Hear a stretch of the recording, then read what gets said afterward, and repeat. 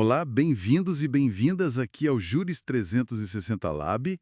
É muito bom ter a audiência conosco para mais uma análise focada. Hoje a gente vai mergulhar em algumas decisões bem recentes e importantes do STF, que estão lá no informativo 1080. A ideia nesse primeiro bloco, a gente discutir 4 julgados que chamaram a atenção. Exato. E olha, acompanhar o STF, principalmente as teses de repercussão geral, é fundamental, né? Elas têm um impacto enorme, vinculam todo o judiciário. Com certeza. Ok, então vamos começar a desempacotar isso. O primeiro é o tema 627, lá de Santa Catarina, o RE 658-999. A questão era sobre acumular pensão, né, uma civil e outra militar, depois da emenda à Constituição 20. Como ficou isso? Isso. A dúvida principal era assim: se a pessoa tinha direito a duas pensões vindas de cargos que a própria Constituição dizia que podiam ser acumulados, a emenda 20 barrou isso ou não, e o STF definiu a tese, né? Disse assim: em se tratando de cargos constitucionalmente acumuláveis, descabe aplicar a vedação contida na parte final do artigo 11 da Emenda Constitucional 1998. Então, peraí. Quer dizer que aquela proibição da emenda 20 não era para todo mundo. Tinha um alvo específico. Justamente. O ponto-chave aqui, que o STF deixou bem claro, é que a restrição do artigo 11 da Emenda 20 foi feita para uma situação bem particular. Era para quem reingressou no serviço público antes da emenda, por concurso, mas para cargos que eram inacumuláveis. Ah, entendi. Se os cargos que deram origem às pensões já podiam ser acumulados lá atrás, pelas regras da Constituição, como no artigo 37(16), aí tudo bem, pode acumular os benefícios. A Corte meio que protegeu o direito adquirido ali, né? Certo, ficou claro. Falando em direitos de servidor, teve outra situação complicada, essa vinda de Minas Gerais. Foi o tema 1239, no RE 1.400.775. Envolvia aqueles servidores da famosa Lei Complementar 100, sabe? Que depois o STF disse que o vínculo era nulo.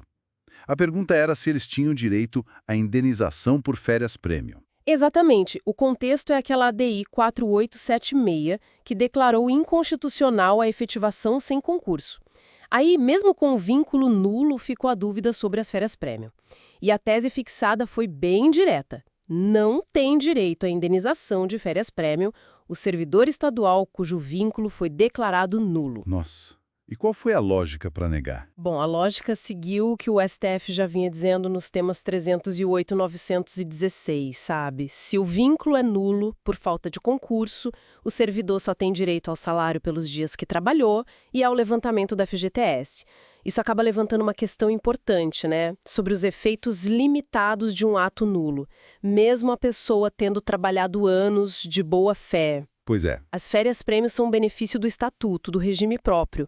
Se o vínculo é nulo, esse direito não sobrevive, digamos assim. É um recado forte sobre a importância do concurso público, né? Mesmo que pareça duro para o trabalhador. Agora, mudando um pouco de assunto, mas ainda com os servidores, o tema 1097, no RE 1.237.867 de São Paulo, esse eu achei bem interessante pelo alcance social. A discussão era se a jornada reduzida, aquela prevista na lei federal, para os servidores que têm filhos com deficiência, também valia para servidores de estados e municípios. Como o STF decidiu isso? Olha, essa foi uma decisão de grande impacto mesmo. A resposta do tribunal foi sim. Aos servidores públicos estaduais e municipais é aplicado para todos os efeitos o artigo 98, segundo grau e terceiro grau da Lei 8.112/1990. Ah, que interessante. Estenderam a regra federal? Exato. O fundamento foi buscar lá na Constituição dignidade da pessoa humana, direito à saúde, o melhor interesse da criança e também na Convenção da ONU sobre os Direitos das Pessoas com Deficiência. O argumento principal foi que a falta de uma lei local, a omissão do Estado ou município, não pode ser um obstáculo para garantir um direito tão fundamental assim. E a questão da autonomia dos estados e municípios, como ficou? Chegou a ser discutida? Sim, foi ponderada, mas o STF entendeu que a autonomia federativa não é um cheque em branco para negar direitos fundamentais que estão na Constituição e em tratados internacionais que o Brasil assinou. A força da Constituição e dos direitos humanos prevaleceu. Entendi. Faz todo sentido. Bom, para fechar esse nosso primeiro bloco do Informativo 1080, vamos para uma questão que parece mais de cálculo, mas afeta o bolso.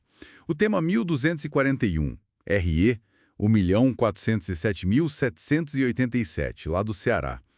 A briga era sobre a base de cálculo do terço de férias.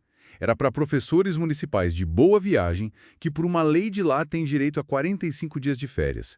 O terço entra sobre os 30 dias normais ou sobre os 45 totais. Isso mesmo, a disputa era essa. E o STF foi, de novo, bem direto ao ponto na tese. O adicional de um terço, previsto no artigo 7º, 17, da Constituição Federal, incide sobre a remuneração relativa a todo o período de férias. Ou seja, se a lei dá 45 dias, o terço é sobre 45. Exatamente. A lógica é simples. A Constituição fala em terço sobre as férias, ela não limita a quantos dias, né? Então, se a lei do município, usando sua competência e respeitando a legalidade, deu 45 dias, esse é o período de férias do servidor para todos os efeitos. O adicional de um terço, que a Constituição também garante aos servidores, tem que ser calculado sobre a remuneração desses 45 dias. Se a gente conectar isso com o quadro geral, é a Constituição dando um piso, mas permitindo que as leis locais, quando mais benéficas, sejam aplicadas integralmente. Perfeito. Ótima análise desses 4 julgados do Informativo 1080. A gente passou por acumulação de benefícios, nulidade de vínculo, jornada especial e cálculo de férias. Bem variado. São decisões importantes que mostram bem como o Supremo interpreta a Constituição para resolver essas questões do dia a dia da administração e dos servidores, né? Exatamente. E fica até uma reflexão, né? Analisando essas decisões, para onde o STF está pendendo mais? Para a proteção do servidor, individualmente, ou para a rigidez das regras administrativas orçamentárias? Fica aí para a gente pensar. Bom, por agora é isso. Nos veremos no próximo bloco. Olá, vamos começar mais um bloco. A gente continua aqui nossa análise do Informativo 1080 do STF. Hoje a gente tem mais 4 julgados bem importantes para conversar. Primeiro, a ADPF 968, que fala de auxílio emergencial para agricultores familiares, né? Isso. E a questão orçamentária envolvida. Depois, um pacote de ações, as ADPFs 850, 851, 854 e 1014. Essas são sobre o famoso orçamento secreto. Um tema que deu o que falar. Muito. Aí tem a ADI 7027, sobre proteger idosos em contratos de crédito por telefone, essas coisas. Uma questão de vulnerabilidade e tecnologia. E, por último, a gente vai se aprofundar um pouco mais no tema 1240 de repercussão geral. Esse é sobre danos morais em voos internacionais. Qual lei que aplica, né? Exato. Convenção Internacional ou nosso Código de Defesa do Consumidor? Perfeito. Então, vamos começar com a primeira, a ADPF 968. Essa ação, ela pediu uma medida cautelar para garantir que a Lei 14.275 de 2021 fosse aplicada, certo? A ideia era liberar um socorro financeiro, né? Exatamente. Incluindo linhas de crédito e um auxílio específico, o PAEF, para agricultores familiares que foram afetados pela pandemia. Mas a cautelar não foi concedida. O que aconteceu? Por que o STF barrou? Então, o plenário negou e foi por unanimidade. O principal motivo, assim, foi a falta da estimativa de impacto orçamentário financeiro. Ah, a questão do dinheiro. Isso. Essa previsão é uma exigência lá do artigo 113 do ADCT, das disposições transitórias. Para criar essas linhas de crédito, para definir os valores do auxílio, precisava dessa estimativa. E não tinha no projeto? Não tinha. Basicamente, não ficou claro de onde viria o recurso, nem qual seria o impacto real nas contas públicas. Faltou esse requisito formal, entendia. Mas foi só essa questão formal do orçamento ou teve mais alguma coisa? Teve outro ponto, sim. O tribunal ponderou que já existiam outros programas federais funcionando com objetivos parecidos. Tipo o Auxílio Brasil. Exato. O Auxílio Brasil e também o Alimenta Brasil, que foram criados por outra lei, a 14.284. Na visão do STF, isso meio que diminuía a urgência de implementar essa lei específica da ADPF. Porque já existiria algum tipo de amparo, mesmo não sendo idêntico? Justamente. Mostra bem aquela tensão, né, entre a necessidade social de um lado e as regras fiscais, orçamentárias do outro. É uma tensão bem comum nesses casos. Bom, vamos seguir então para um tema que gerou muita, mas muita discussão. As ADPFs do orçamento secreto. Sem dúvida, um dos temas mais polêmicos dos últimos tempos. O foco era o uso das emendas de relator, as RP9. Qual foi o ponto central que o STF considerou inconstitucional ali? Olha, o problema principal foi um desvirtuamento completo da finalidade das RP9. Pela Constituição, lá no artigo 166, essas emendas deveriam servir só para corrigir coisinhas técnicas, tipo erros ou omissões do projeto de lei do orçamento. Ajustes pontuais. Isso, ajustes. Mas o que estava acontecendo na prática é que elas viraram um jeito de incluir despesas novas, programas novos, de forma bem ampla. E o pior, sem transparência nenhuma sobre quem pediu o recurso ou para onde ele realmente ia. Ficava tudo meio escondido, daí o nome orçamento secreto. E quais princípios da Constituição foram violados com isso? Foram vários. O STF falou em violação aos princípios republicanos, democráticos e também aos princípios básicos da administração pública, né? Transparência, impessoalidade. Isso. Transparência, impessoalidade, moralidade, publicidade, eficiência. Todos lá do artigo 37. Além disso, o acesso à informação pela Lei 12.527 e até um risco de desvio de finalidade que poderia afetar a separação dos poderes. Nossa, bastante coisa. Sim. Na prática, criaram um mecanismo de orçamento que funcionava por fora, sem muito controle. Então, a decisão que foi por maioria declarou inconstitucionais essas práticas, e também alguns atos do Congresso que tentaram regulamentar isso como um ato conjunto e uma resolução do CN. E as leis orçamentárias que já usavam isso? Boa pergunta. O STF deu o que a gente chama de interpretação conforme, ou seja, as leis orçamentárias de 2021 e 2022 não foram invalidadas totalmente, mas o tribunal disse, elas só valem se forem aplicadas proibindo esse uso das RP9 para atender pedido de parlamentar ou usuário externo sem identificação. Entendi. E mandou publicar os dados. Mandou. Determinou que em 90 dias fossem publicados todos os dados da execução das RP9 de 2020 a 2022, identificando quem pediu e quem recebeu. Um recado bem direto pela transparência.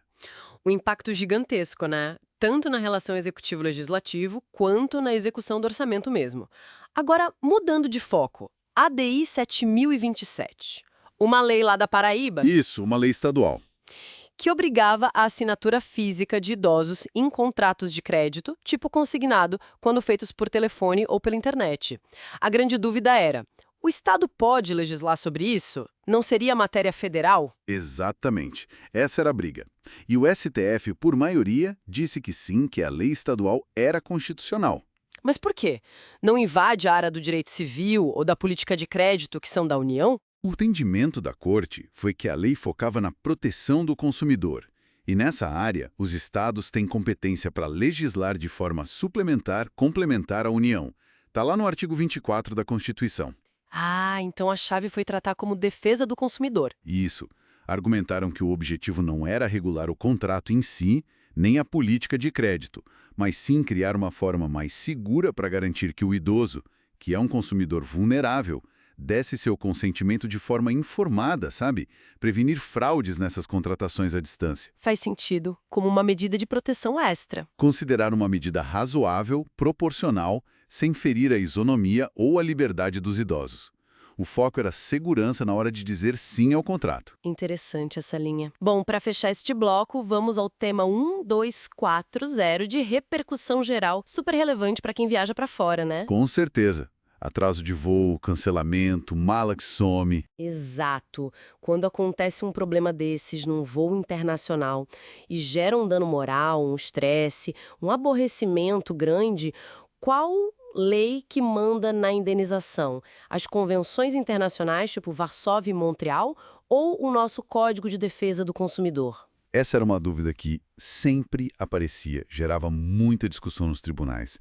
E o STF, agora de forma unânime, bateu o martelo no tema 1240. E qual foi a decisão? A tese fixada foi clara. Para os danos extrapatrimoniais, ou seja, os danos morais que acontecem por causa do contrato de transporte aéreo internacional, as regras e limites das convenções de Varsóvia e Montreal não se aplicam. Ah, então não vale o limite das convenções para dano moral. Não vale. Nesses casos, o que se aplica é o Código de Defesa do Consumidor, o nosso CDC. Isso é diferente do que o STF já tinha decidido para dano material, né? Lembro de outro tema sobre isso. Exatamente. É fundamental fazer essa distinção. Tem o tema 210, aquele do Ré 636331. Lá atrás, o STF decidiu que as convenções internacionais limitam sim as indenizações, mas só para os danos materiais. Tipo o valor da mala perdida ou da passagem. Perfeito, o valor objetivo do prejuízo material. E o próprio acórdão daquele tema 210 deixou bem claro que não estava analisando a questão do dano moral, ficou de fora naquela época. Entendi. Então o tema 1240 veio para resolver essa parte que faltava. Exatamente. Veio para preencher essa lacuna e consolidar um entendimento. O sofrimento, a angústia, o abalo psicológico, enfim, o dano moral mesmo causado por problemas no voo internacional, deve ser reparado de forma integral. E a base para isso é o CDC, que geralmente é mais protetivo para o consumidor, sem aqueles limites tarifados que as convenções trazem. Fica bem mais claro agora. Então, na prática, o passageiro que passar por um perrengue desses num voo internacional e sofrer um dano moral pode buscar uma indenização com base no CDC, que pode ser maior do que aqueles limites fixos das convenções para danos materiais. É isso aí. Uma definição muito importante para proteger os direitos de quem viaja. Ótimo! Esclarecemos bastante coisa hoje. Nos veremos no próximo bloco. Curtiu? Deixe o like e inscreva-se. Olá. Chegamos então ao nosso bloco final de análise do informativo 1080 do STF. Temos aqui 4 temas bem importantes de repercussão geral para a gente discutir hoje. Vamos lá. O tema 1726, que é sobre ICMS e benefícios fiscais lá em Goiás. Isso. Depois o 1096, que trata de aposentadoria por invalidez, doença mental e curatela. E, olha, nesse aqui a gente vai aprofundar um pouquinho mais, tá? Combinado. É um tema sensível mesmo. Depois, o tema 281, sobre a contribuição previdenciária da agroindústria. E, para fechar, o 801, que fala da contribuição ao Senar.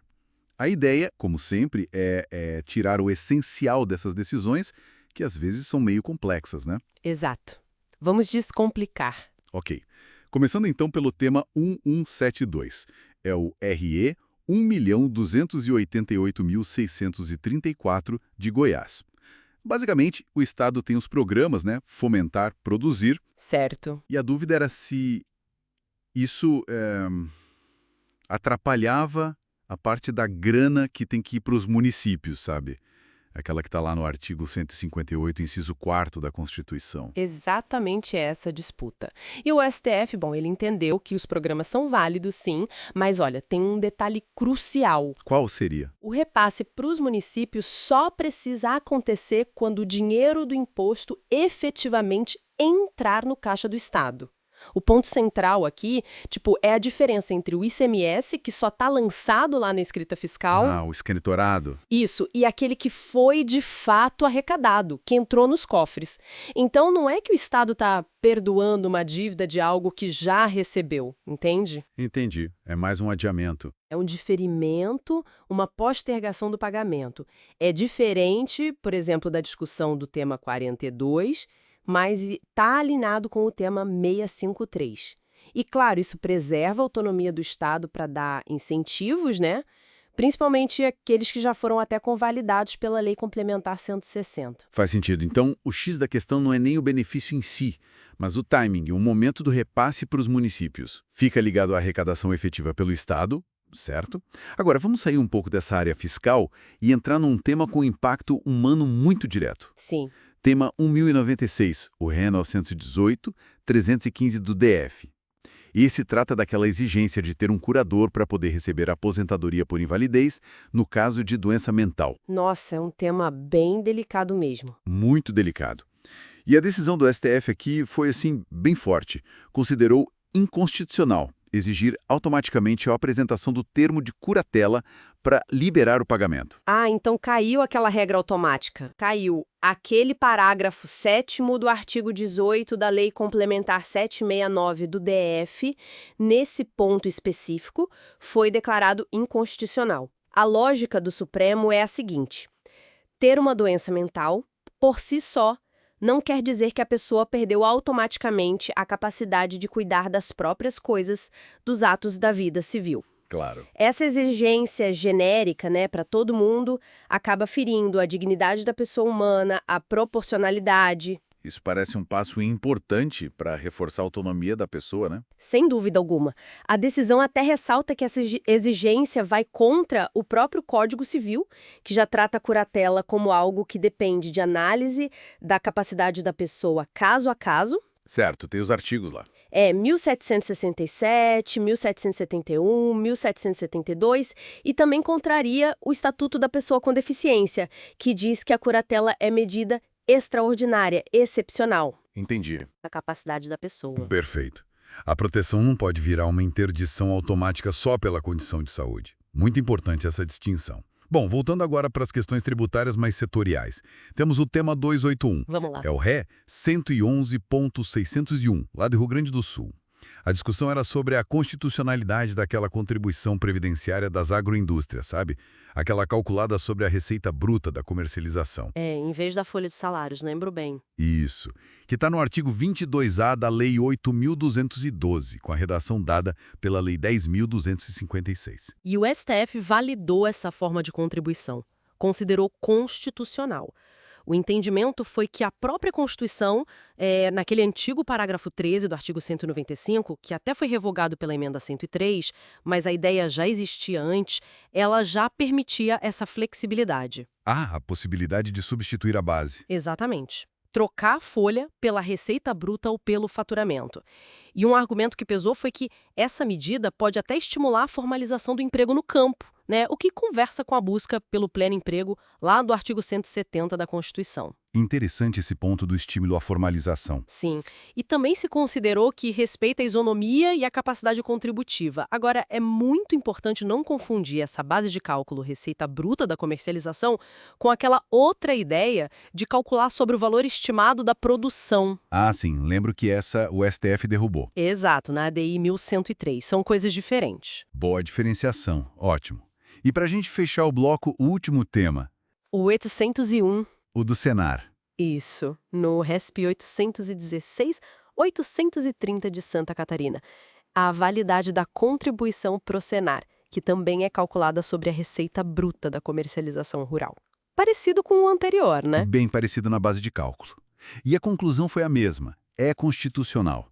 O STF classificou essa contribuição ao Senar como uma contribuição social geral, lá do caput do artigo 149 da Constituição. Certo. E teve um ponto interessante sobre o ADCT, o Ato das Disposições Constitucionais Transitórias. O artigo 62 dizia que o Senar seria criado nos moldes do Senai-Senac. Ah, e aí se pensava que a base tinha esse a folha, como era tradicionalmente no Senai-Senat. Exato, essa era a dúvida. Mas o STF esclareceu que essa menção aos moldes não engessou a base de cálculo para sempre na folha de salários. Então, a base na receita bruta foi considerada válida e a destinação dos recursos para o Senar, obviamente, pertinente à sua finalidade. Entendi. Então, percebe-se mesmo uma linha de validação dessa base de cálculo na receita bruta em contextos diferentes, né? Tanto para a previdência da agroindústria quanto para o Senar. Bom, então, o que fica para a gente dessa análise final do Informativo 1080? A gente passou por temas bem variados. Organização fiscal dos estados, direitos fundamentais das pessoas, contribuições de setores específicos. Olha, fica, para mim, a imagem de um Supremo tentando adaptar a leitura da Constituição às realidades de hoje, né? Tanto econômicas quanto sociais. A gente vê uma tensão interessante. De um lado, o tribunal validando mecanismos fiscais de contribuição que dão mais flexibilidade para os estados, para os setores como no ICMS, na agroindústria, no Senar, talvez buscando mais eficiência, mais fomento. Mas, do outro lado, uma afirmação muito forte dos direitos individuais, da dignidade, contra generalizações ou barreiras burocráticas, como a gente viu no caso da curatela. É verdade. E isso talvez nos deixe com uma pergunta para pensar, né? Como é que a gente calibra as leis, as políticas públicas, para conseguir atingir os objetivos econômicos e sociais sem atropelar as garantias fundamentais? Onde fica o ponto de equilíbrio ideal entre capacidade contributiva, o estímulo econômico e o respeito à pessoa? Uma reflexão muito importante, sem dúvida, para a gente continuar acompanhando nos próximos julgados e debates. Bom, queremos agradecer muito a quem nos acompanhou nesta análise detalhada. Se você gostou do conteúdo, considere se inscrever aqui no canal Juros 360 Lab. Deixar o seu like para receber mais discussões como esta. Muito obrigado e até a próxima.